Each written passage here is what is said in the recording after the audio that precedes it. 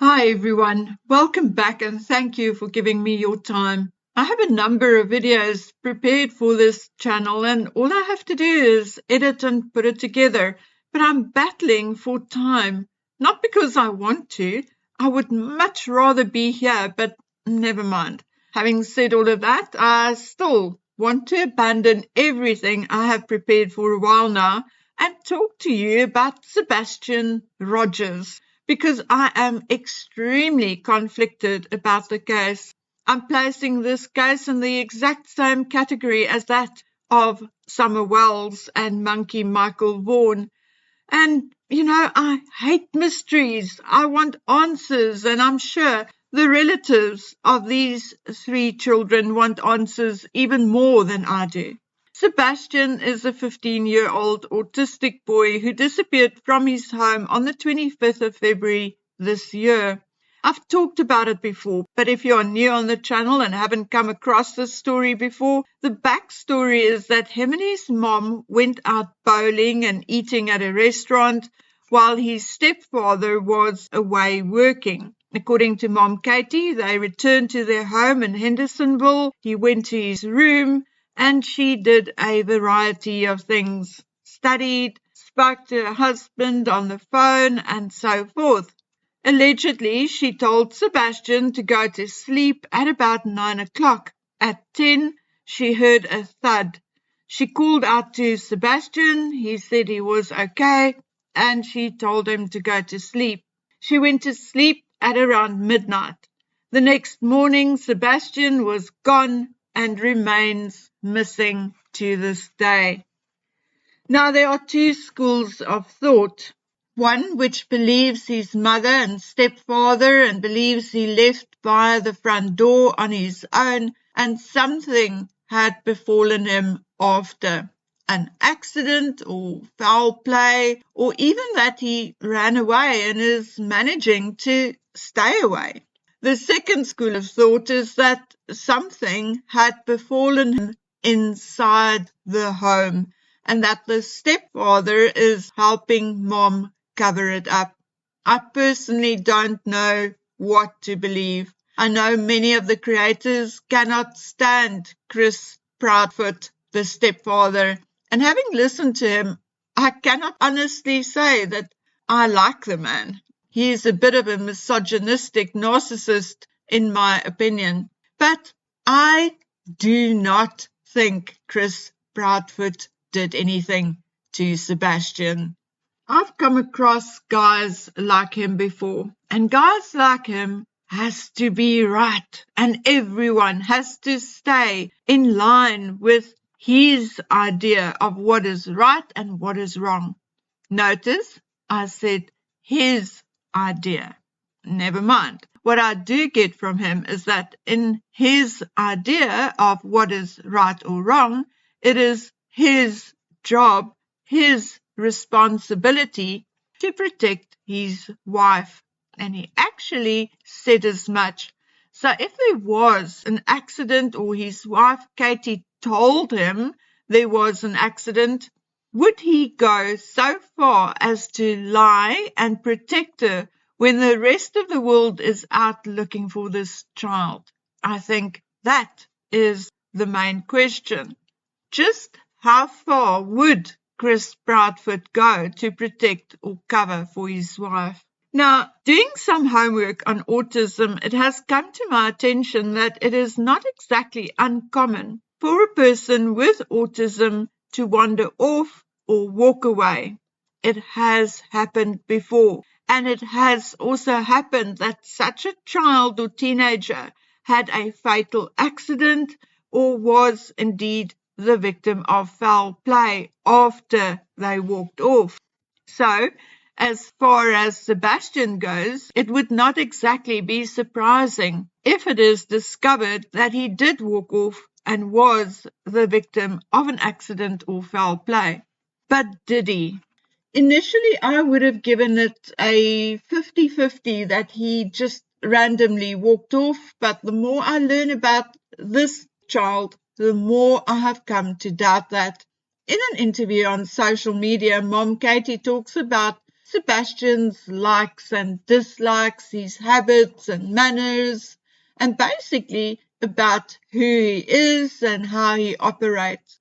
One of the main, or two of the main things which stood out to me is that she does not dispute what his bio dad said about Sebastian not going barefoot. She admits that due to his autism, Sebastian has sensory issues.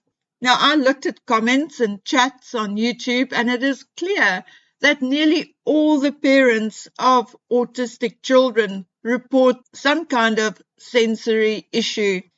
I absolutely actually understand that, regardless of the fact of not being autistic. As a kid, I hated wearing shoes, but somewhere in my teenage years, something happened.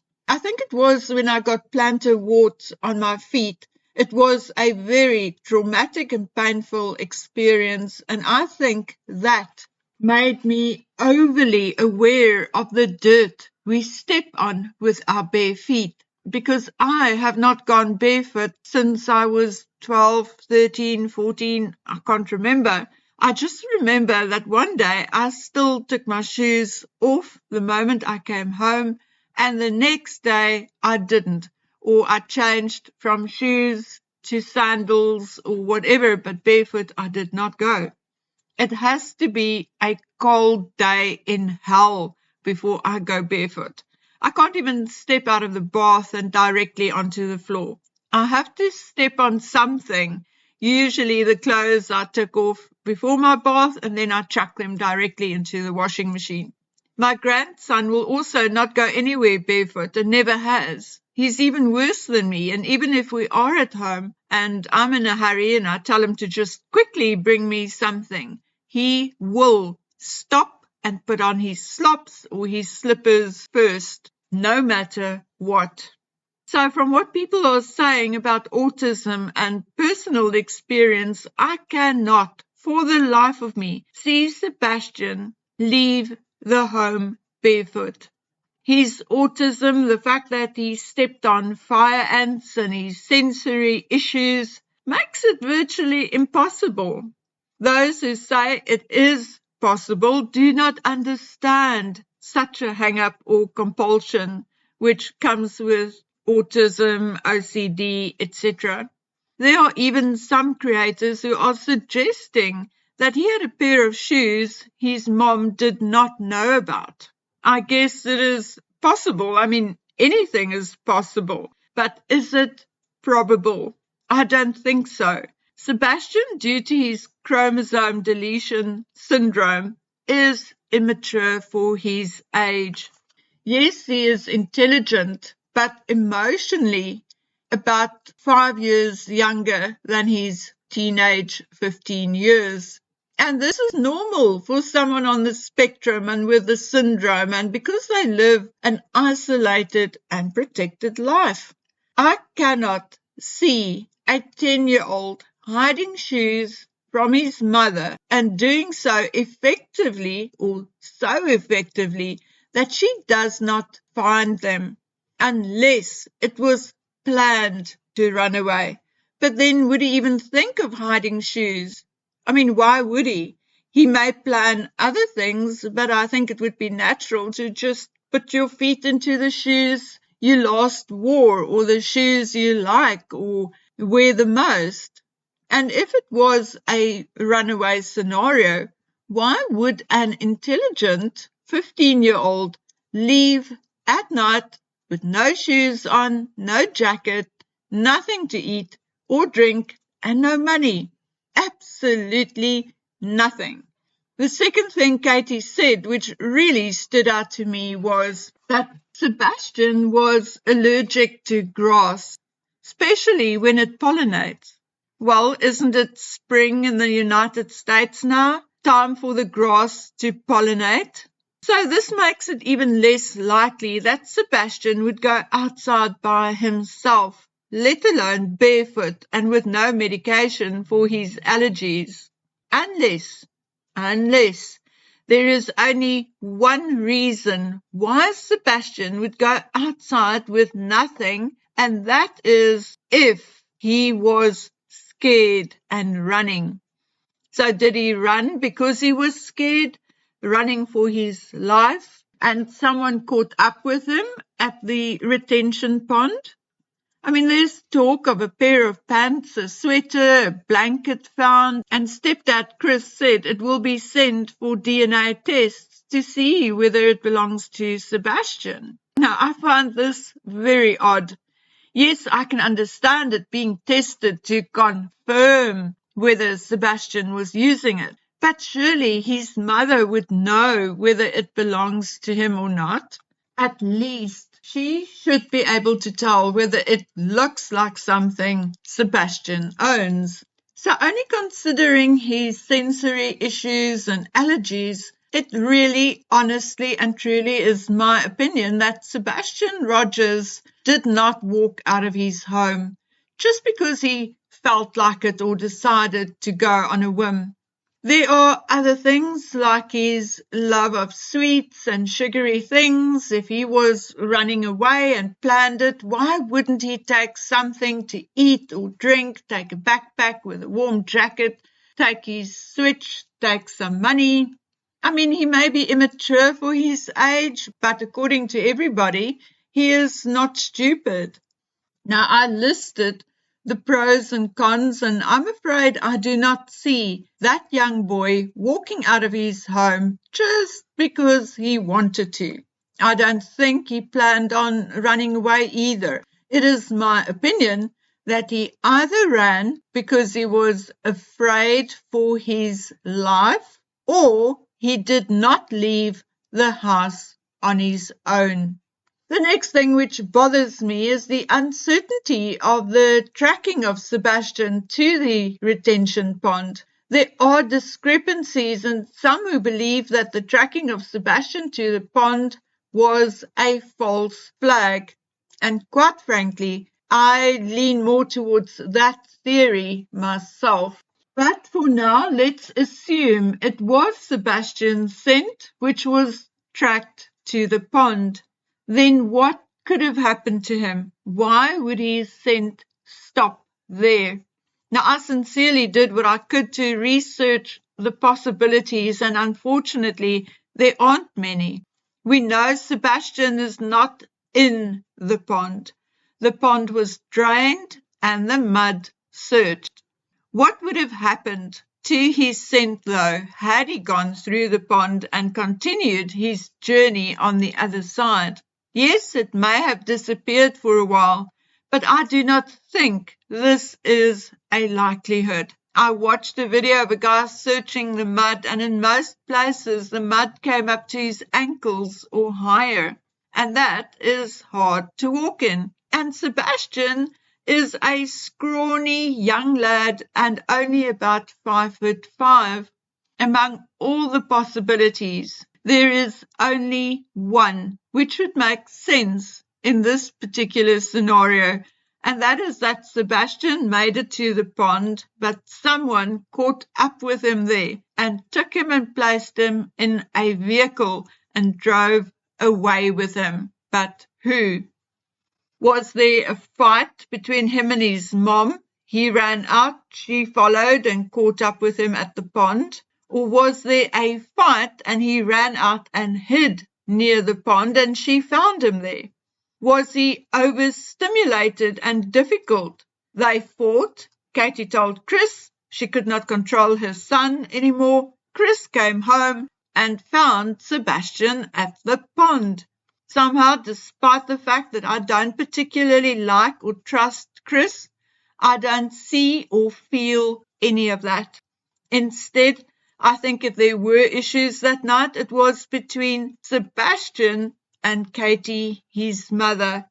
I think it is possible and probable that things got out of hand. She got angry, felt she could not take it anymore, and did something. I think, if anything, Chris's contribution would be after the fact, after what happened. I think it is 100% likely that he is covering and protecting Katie. But was Katie or anyone else responsible for Sebastian's disappearance? We don't know. Law enforcement is infuriating in this case, not because they are not updating the public, but they are not even telling us whether they have ruled someone or something out. So we can only assume that they have not ruled out the parents yet. This is such a difficult case for an outsider trying to help, because it appears, or maybe we are just not informed, that law enforcement has not even sprayed the house with luminol to look for blood evidence. I'm still listening to the interview room, but I agree with Steve Johnson. Katie said she called up to Sebastian at about 10 after she heard a thud, and he called back saying everything was fine and love you, Mom. If I was to guess, I would say that if something happened, it happened at that time. And why? Well, remember Chad Daybell and the raccoon he shot? That was likely when Tylee died. She was likely shot or killed at that time, and he included the raccoon story just in case someone heard something. Then he could say, yes, I shot a raccoon. I think we see the same here.